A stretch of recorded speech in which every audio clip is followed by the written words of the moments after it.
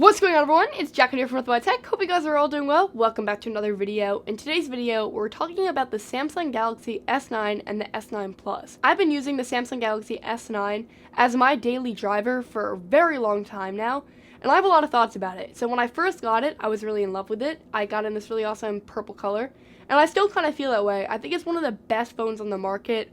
It's definitely the best phone that Samsung makes right now. So I want to tell you guys the good and some of the bad, but there really is not that much. It's not a huge upgrade over last year, but there definitely are some notable changes, and I think it's a really great phone. So let's dive right in.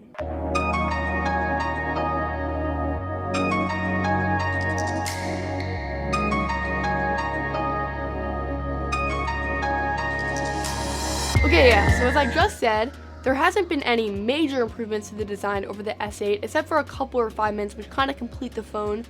The color looks really nice. It's glass on the front and back, which means it's not really that durable, but it does look really, really clean, and it also enables wireless charging because of the glass back. It's really comfortable in the hand. The curves this year feel a little bit more refined, so it's easier to hold in the hand. It doesn't like hurt your hand when you're holding it. It's a very comfortable phone. And on the front, we have really thin bezels again, which means you're going to get a really big screen, but not a big phone in the hand. It's very comfortable, easily one-handable. Okay, so they moved the fingerprint scanner to beneath the camera sensor, which means it's a little bit more comfortable of a position, although it still feels maybe a little bit too close to the lens.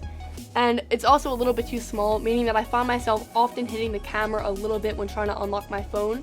Luckily, the camera has really good smudge protection, but that's something to note. The fingerprint sensor is extremely fast though, and it's very accurate.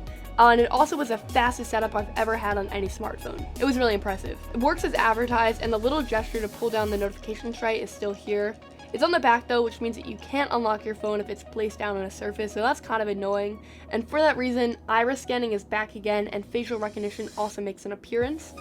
Both of these biometric options work pretty well, but I still find myself using the fingerprint scanner above all else and a pattern unlock on the rare occasion when that fingerprint sensor is not convenient. So the design this year is pretty flawless. The glass panels in the new purple color look hot, and I find myself picking up this phone because it feels so good. The only really major gripe that I have with this design is a Bixby button, which I accidentally touch all the time, but you can deactivate it, so it's okay.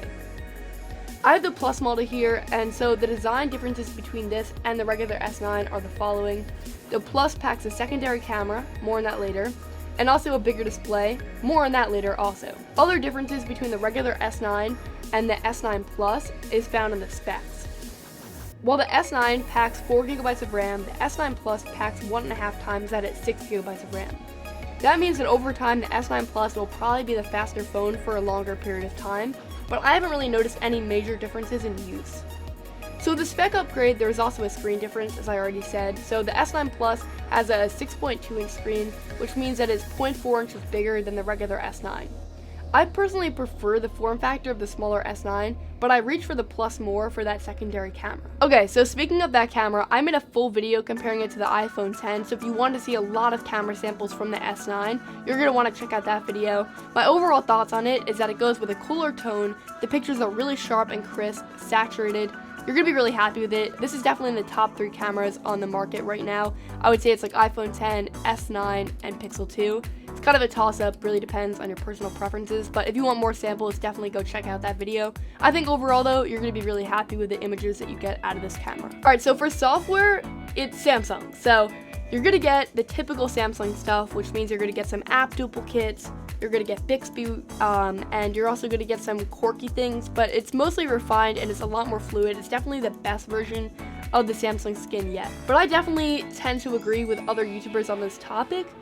It's Samsung, and I definitely prefer stock Android, so I ended up throwing on a launcher for some of my time with it, but really it's not terrible this year, and it's still really fast many months later. In terms of battery life, it's average. It's not amazing, but it's definitely not terrible either.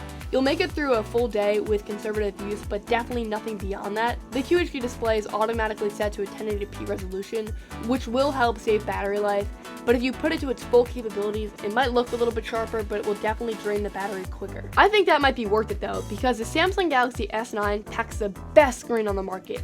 It's sharp, it's saturated, it's crisp, freaking amazing to look at. Like, I show this phone to anyone, the first thing they say is, that screen, Like, everyone notices it. It makes the pictures look really good. You can consume media on it. It still has that weird aspect ratio, so you're gonna have to push in on some YouTube videos if you want to fill the screen, but I cannot say enough good things about the display. I love it. It's my favorite on the market, by far. Alright, so that's kind of my thoughts with the phone over an extended period of time. A lot of people always ask, is it worth the upgrade over the S8? And I don't know, because it's a very subtle change, but the changes that it does offer make it a really, really good phone in countless ways. It's one of the best ones on the market. I really can't find that many flaws with it, as you guys can tell. I've been using it on the daily. I'm going to continue using it on the daily. I'm excited to see the Note 9, but the S9 is a really impressive phone, and I'm excited to see the direction that Samsung is going in with this phone. But definitely leave a like on this video if you enjoyed. Be sure to check out my other S9 content. I made that camera comparison video, and I did an S9 versus iPhone 10 video with Crystal Laura, so I'm going to leave those two videos right here, and then you should subscribe right here, and maybe turn on that bell notification because there's been a lot of subscription issues. But thank you guys all so much for watching this video, and I hope to catch you guys on the next one. Bye!